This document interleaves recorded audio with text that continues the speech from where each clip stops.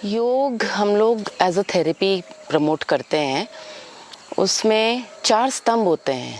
योग सिर्फ हम आसन पे नहीं बिठाते लोगों को।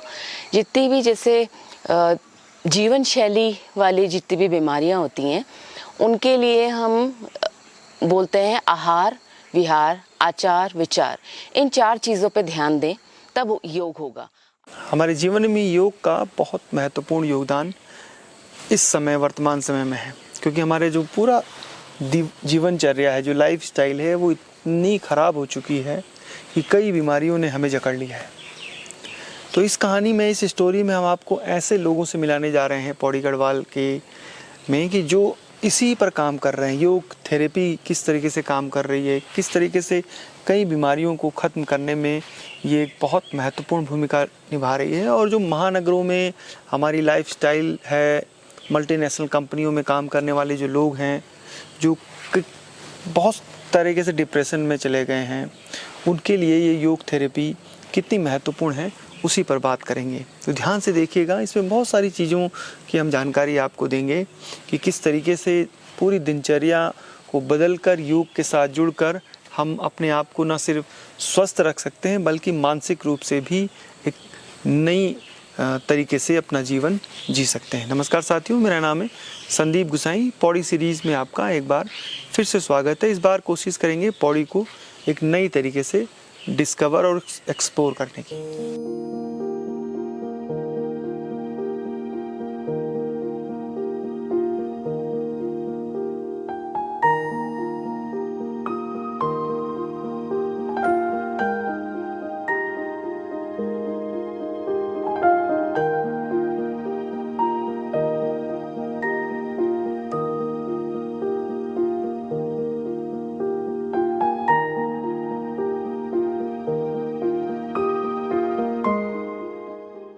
योग हम लोग एज अ थेरेपी प्रमोट करते हैं। उसमें 4 स्तंभ होते हैं। योग सिर्फ हम आसन पे नहीं बिठाते लोगों को। जितनी भी जैसे जीवन शैली वाली जितनी भी बीमारियां होती हैं उनके लिए हम बोलते हैं आहार, विहार, आचार, विचार। इन 4 चीज़ों पे ध्यान दें तब योग होगा। आहार की बात करें तो वेजिटेरियन खाना खाएं, अल्कोहल सिगरेट ना लें और सात्विक खाना पूरा। तो जो भी लोकल है, इसका मतलब ये नहीं कि बहुत महंगा महंगा हमने खा लिया और इंपोर्ट करने लग गए, जो कि आम धारणाएं हैं। तो हम आहार में बोलते हैं सात्विक खाओ, जो लोकल और सीज़न के हिसाब से मिल रहा है वो आप खाइए। फिर आते हैं विहार पे। विहार पे होता है कि एक दिन संडे है तो सो लेते हैं बहुत अच्छी तरह, क्योंकि बाकी 6 दिन हमने काम करा है बहुत सारा। तो संडे को हम 10 बजे उठेंगे, बाकी दिन हम 7 बजे 6 बजे उठेंगे, ऑफिस जाना है या काम करना है। विहार का मतलब वो आप एक रूटीन बना लो या एक ऐसी एक हॉबी पाल लो। सो आचार हो गया, विहार हो गया, दोनों को हम मिला के देखें तो आप अपना एक रूटीन सा बनाएं और कोई एक अच्छी हॉबी पाल लें। वो अच्छी हॉबी में व्यायाम भी है। व्यायाम में आप आसन करें, ना कि जिम जाएं। जिम जाने पे क्या होता है, हमारे प्राण का जो प्राणिक स्तर होता है ना, वो कम होने लगता है जब भी हम हाँफ रहे होते हैं। आसन करते हैं, हमें पूरे शरीर का, सांस का, दिमाग का, सबका ध्यान रहता है। तो हम विहार अपनाएं अच्छी तरह। आचार और विहार हो गया।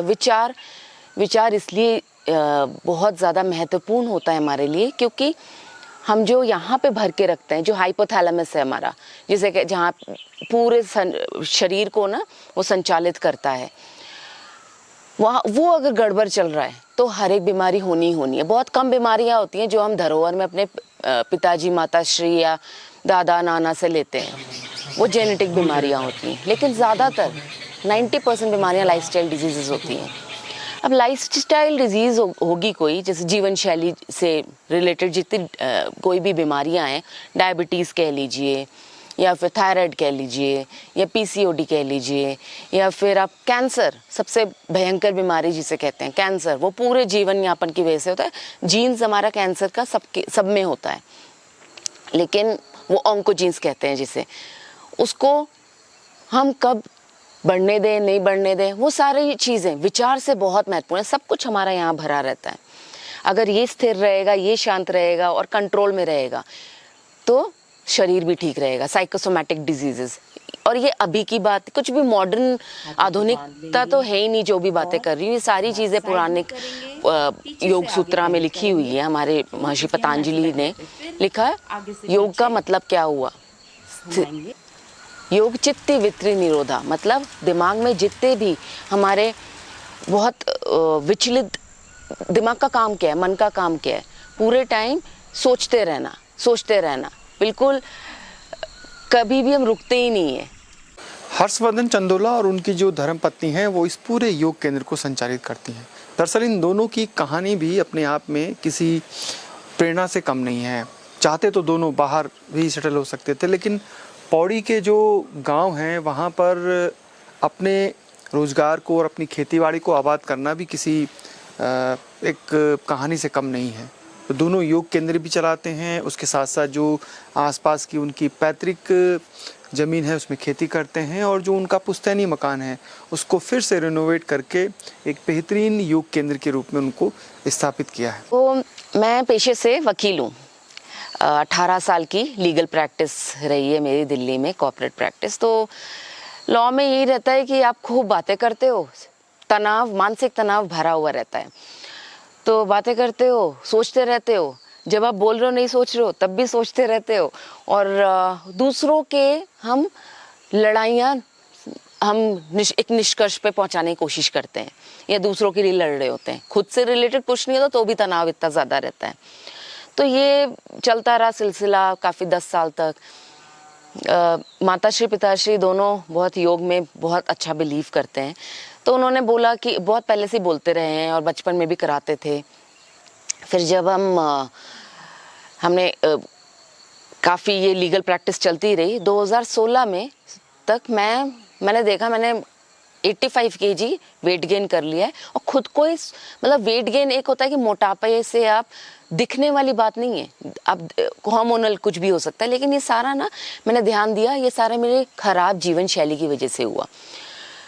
बहुत मोटापा हो गया, मोटापे के साथ साथ थायराइड हो गया मुझे, हाइपोथायराइडिज्म डॉक्टर ने डिटेक्ट करा। पूरा ब्लड रिपोर्ट उल्टा सीधा आया था।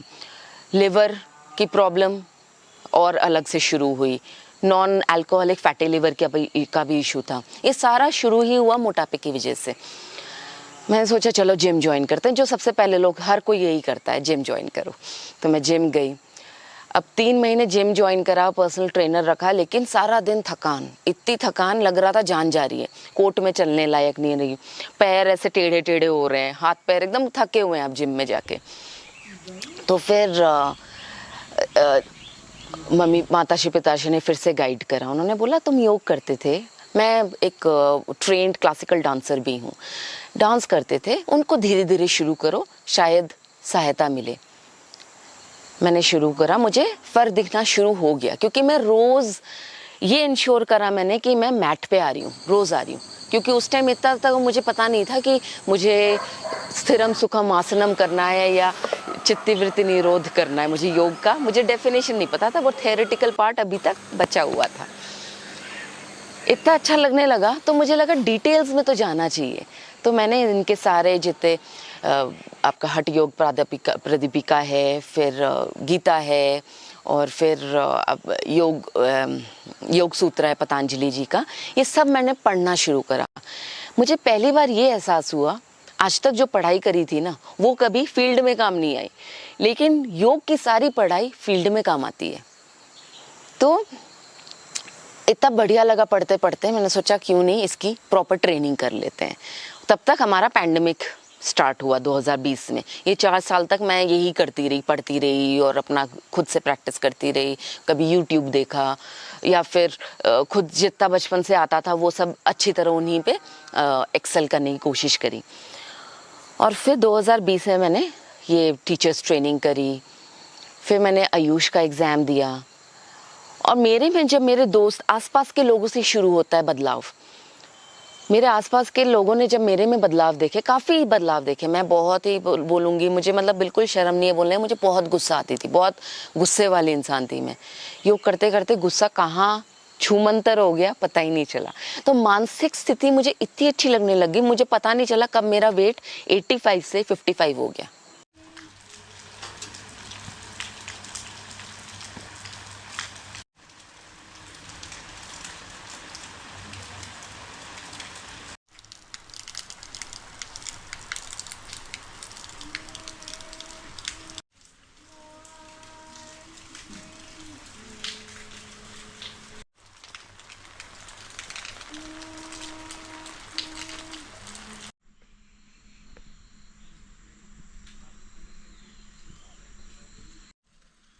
ये उनका पुश्तैनी मकान है। एक जो कमरा है जिसको हम निचले मंजिल का होता है, उबरू कहते हैं हम इसको दिखाते हैं। ये पूरा नक्काशी है, ये देखिए यहाँ पे।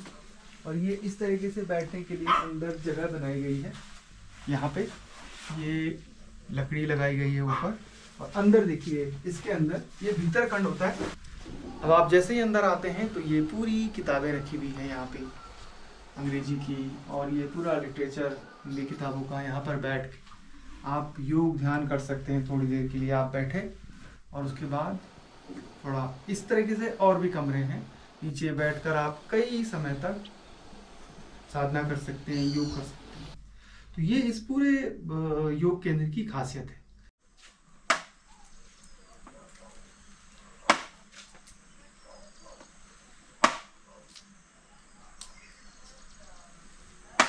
आगे आपको दिखाते हैं एक दूसरा सेट, यानी एक दूसरा रूम।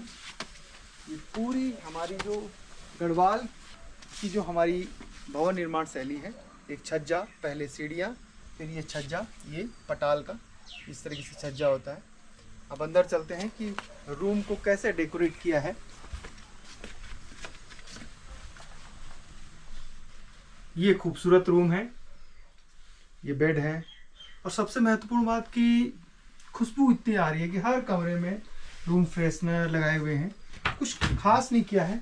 जो हमारे बियारे हैं, इनको बियारे बोलते हैं गढ़वाली में, सामान रखने के लिए, तो इन्हीं को मॉडिफाई किया है। ये बक्सा है, यहाँ भी किताबें रखी हुई हैं, हर रूम में किताबें हैं।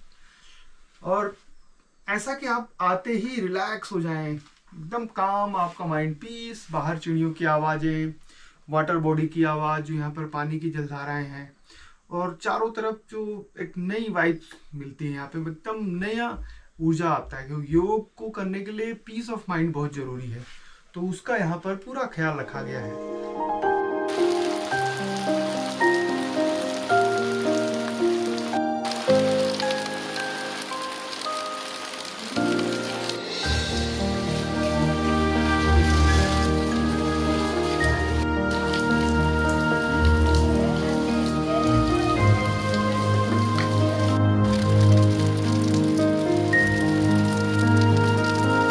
2-3 साल पहले नहीं, ये सोचा था 2013 में। तब मैं जर्मनी में पीएचडी करने का प्लान कर रहा था, तैयारी कर रहा था, और अपने मास्टर्स के बाद वहीं पे जर्मन भी सीख रहा था, समय वहीं कर रहा था। पर फिर पीएचडी से भी मन भर गया मेरा, और 2013 के आखिरी तक, दिसंबर तक मैं वापस आ गया यहाँ पे। और मेरे पिताजी यहाँ रहते थे, अकेले ही थे वो, और उनको देखना, थोड़ा उनकी देखभाल भी करनी थी। और फिर मेरा मतलब पीएचडी करने से और ये से मन पूरा ही मतलब वो हो गया था कि पीएचडी नहीं करनी, अब जो करना है यहीं पे करना है। और पौड़ी घर था। मैं 1-2 ऑनलाइन स्टार्टअप भी करता हूँ, वकालत के थोड़े काम भी करता हूँ। और ये 2014 में ये सब कुछ यहाँ पे खेती का एक वो साइड प्रोजेक्ट स्टार्ट हुआ मेरा। मेरे और भी प्रोजेक्ट चल रहे थे ऑनलाइन, मैं यहाँ बहुत रहता था, तो यहाँ मेरे पिताजी भी रहते थे। तो यही जो बगल में आप खेत देख रहे हो, ये पीछे बस इधर से ही शुरू किया। एक छोटा सा, पहली बार हमने शायद बीन्स लगाए थे, और वो सक्सेस हो गए। हमें पता चल गया कि कैसे किया जाता है, मतलब इस काम में कितनी मेहनत, कितना टाइम, और बहुत मुश्किल काम नहीं है। और आप जब इसे करते हैं, जब इतना इन्वॉल्व हो के, तो आपको बीज बोने से लेके जब उसकी देखभाल, जब छोटा सा एक पौधा आता है, फिर जब फूल आता है, फल आता है, वो एक पूरा मतलब प्रकृति का आपको नियम समझ में आता है उससे। और फिर वो करते करते धीरे धीरे 2014 से 15, 16, 17, 18 3-4 साल वो बहुत अच्छा चला प्रोजेक्ट।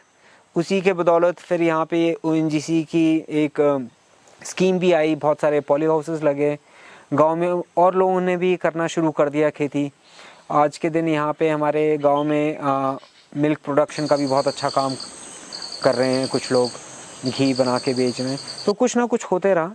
और इस घर से तो मेरा बहुत ज़्यादा लगाव था, क्योंकि मैंने बहुत समय यहाँ पे अकेले भी बिताया। ख़ासकर जब मेरे पिताजी नहीं रहे 2017 के बाद, तब उसके बाद 2-3 साल मैंने इसको अकेले ही देखा। और 2019 और कोविड के बीच में थोड़ा सा गैप हो गया था यहाँ से, पर 2021 में अगस्त में मैं यहाँ पे वापस आ गया। मैंने फिर से चीज़ें यहाँ पे, खेती, घर को ठीक करना, जिसमें जो यहाँ पे लोग कुछ काम करना चाहते हैं धरती से जुड़ के, यहाँ के सफाई के प्रोजेक्ट में, खेती के प्रोजेक्ट में, कुछ डेवलपमेंट में, एजुकेशन में, कुछ में जो लोग चाहते हैं पहाड़ों के लिए कुछ करें, तो उनके लिए हम खासकर ये बहुत ही उस तरह से हमने इसको प्रमोट किया कि आप आइए, रहिए यहाँ पे। आप यहाँ पे, हमने यहाँ सारी सुविधाएं अब कर दी हैं ऑनलाइन की, वाईफाई की, कि लोग आके यहाँ पे काम भी कर सकें। तो ऐसे लोगों को हम यहाँ पे चाहते हैं ज़्यादा से ज़्यादा लोग यहाँ पे आएँ।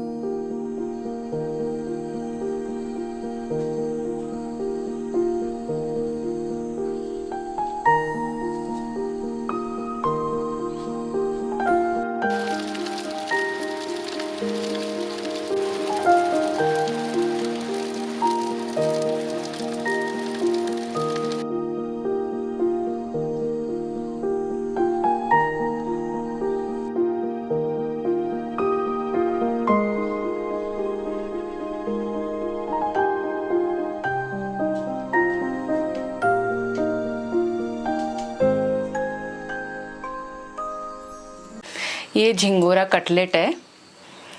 तो झिंगोरा ये यहाँ का लोकल मिलेट होता है, बैनियार्ड मिलेट कहते हैं इंग्लिश में इसे।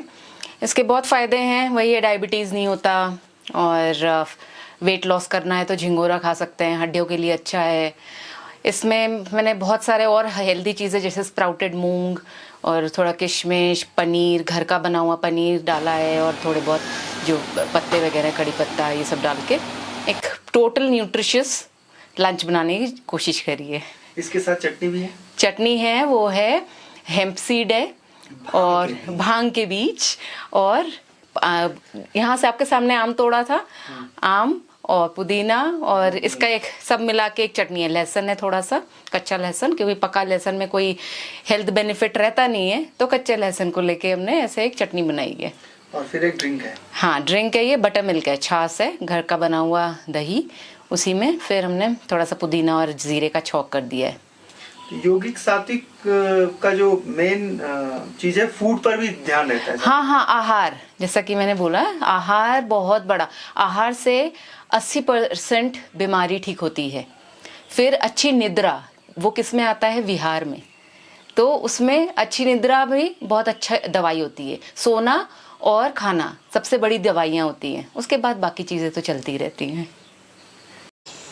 हम कुछ सूक्ष्म व्यायाम करेंगे अपने गर्दन के लिए और यहाँ पे सर्वाइकल के लिए। बहुत कॉमन दिक्कत रहती है स्पॉन्डिलाइटिस की हमें सबको, या फिर सर्वाइकल दिक्कत होती है। हमारा ही सबकी आदत है मोबाइल ऐसे देखने की, तो उससे एक नेचुरल हम्प तो बन रहा है। ये भी बोला जा रहा है कि आज से 50 साल बाद सब एक नेचुरल हम्प लेके पैदा ही होंगे बच्चे। जेनेटिक चेंज हो रहा है सब में, क्यों? हम लोग सारे ऐसे बैठे रहते हैं क्योंकि। तो इसको हटाने के लिए अगर हम कुछ ये नेक स्ट्रेचेस हैं रोज करेंगे तो होगा ही नहीं। और सूक्ष्म व्यायाम ऐसे व्यायाम होते हैं जो कोई भी कर सकता है, इनका कोई कॉन्ट्राइंडिकेशन नहीं होता या लिमिटेशन नहीं होता। मतलब कोई बीमारी भी है तो आप कर सकते हो। तो शुरू करेंगे। सांस आराम से, आप ऐसे से बैठ के वज्रासन में बैठ सकते हो, आप खड़े होके भी कर सकते हो। खड़े होके वो नहीं करेगा जिसको वर्टिगो है, या फिर नॉर्मल आलती पालती, जैसे आप बैठे हैं नॉर्मल आलती पालती में भी आप कर सकते हैं। सांस यहाँ पे सामने लेंगे, सांस छोड़ते हुए दाईं तरफ देखेंगे, सांस लेते हुए सामने, सांस छोड़ते हुए बाईं तरफ, सांस लेते हुए सामने। ये हम 5 बार कर सकते हैं। बहुत अगर एक्सट्रीम दर्द है तब नहीं करेंगे, लेकिन अवॉइड करने के लिए, प्रिवेंशन के लिए कर रहे हैं हम ये। और फिर हम गर्दन सांस छोड़ते हुए दाईं तरफ, सांस लेते हुए सामने, फिर बाईं तरफ और सांस लेते हुए सामने। सांसों का बहुत ध्यान रखना होता है जब भी हम आसन करते हैं। और फिर सांस लेते हुए ऊपर देखेंगे और अपने जॉज जो है बाहर करेंगे, थोड़ा जॉज अंदर और फिर नीचे। किसी को भी सर्वाइकल की प्रॉब्लम है वो ऊपर पूरा नहीं करेगा, वो बस डायगनली देखेगा थोड़ा सा। और फिर नीचे, नीचे भी हमें ऐसे नहीं करना पूरा, मतलब कहीं भी स्ट्रेन ना हटा ना बला, आसन का इतना नियम है। और फिर हम दाईं तरफ देखेंगे और गोल घुमाएंगे गर्दन को, एक बार क्लॉकवाइज और फिर एक बार ऑन एंटी क्लॉकवाइज। ये सारे जो मैंने ये 4 सेट दिखाए हमें 5 बार करना है, रोज करना है। और फिर हाथों पे आएंगे इधर, ठीक है। हाथों को सामने लेंगे, बांधेंगे और फिर अच्छी तरह बाहर करेंगे और फिर सामने और फिर बाहर। और फिर सांस अंदर लेते हुए ऊपर देखेंगे, सांस छोड़ते हुए सामने देखेंगे, हाथों को बांध लेंगे और हाथ साइड में करेंगे और फिर सामने। साइड में सांस लेते हुए जा रहे हैं और फिर सामने सांस छोड़ रहे हैं। और फिर हाथों को मोड़ लिया, सीधा करा, मोड़ लिया, सीधा करा और हाथ नीचे। और बहुत सीधा सा एक शोल्डर का लास्ट वो है, गोल हम कंधे घुमाएंगे 3 बार, पीछे से आगे पहले करेंगे। क्यों? क्योंकि हम ऐसे बैठे रहते हैं। फिर आगे से पीछे घुमाएंगे 3 बार, 5 बार, आपको जैसा भी सही लगे। और फिर आप सीधा आएंगे और अपनी दाईं तरफ देखेंगे और फिर बाईं तरफ मुड़ेंगे, सामने आएंगे, वापस नीचे बैठेंगे। मुड़ते टाइम हमें हमेशा सांस छोड़नी है। और जब कोई भी कहीं पे भी कॉन्ट्रैक्शन हो रहा है, शरीर कहीं पे भी ऐसे झुक रहा है, हम सांस छोड़ेंगे।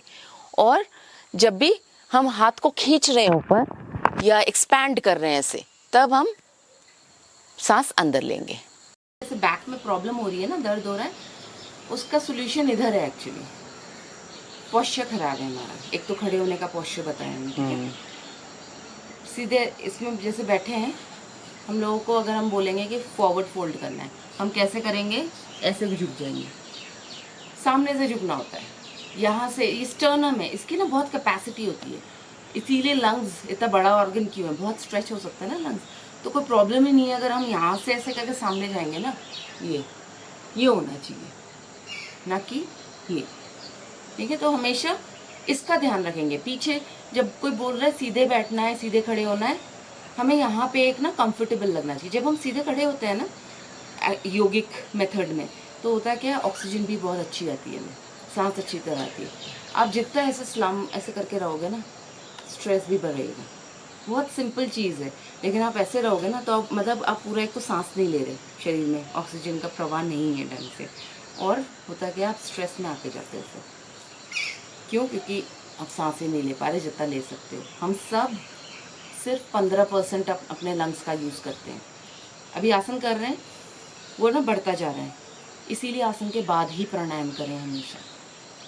क्या होता है, हम लोग 30% यूज़ करते हैं उसके बाद, ठीक है। चलिए, अब हाथ सीधा ऐसे करेंगे और ऊपर लेके जाएंगे, फिर दाईं तरफ और फिर बाईं तरफ, फिर सामने, हाथ सामने और हाथ नीचे।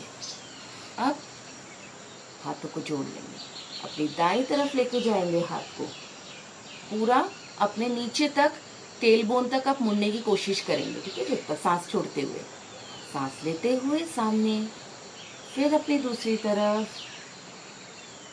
फिर सामने, फिर से दाईं तरफ, सामने, फिर बाईं तरफ, सामने, और हाथों को दोनों को ऊपर लेके जाएंगे और पैरेलल ग्राउंड के हम झुकने की कोशिश करेंगे जितना आ सकते हैं। हाथ और सर एक साथ है ऐसे। हिप्स हील्स पे ही रहेंगे, हिप्स हील्स पे ही रहेंगे। हिप्स को हील्स पे दबाते रहना है और ऊपर आ जाएंगे, दाईं तरफ मुड़ेंगे और फिर बाईं तरफ, सामने आ जाएंगे, हाथ उल्टा और सामने। अब पैरों को खोल लीजिए और सीधे ऐसे बैठिए।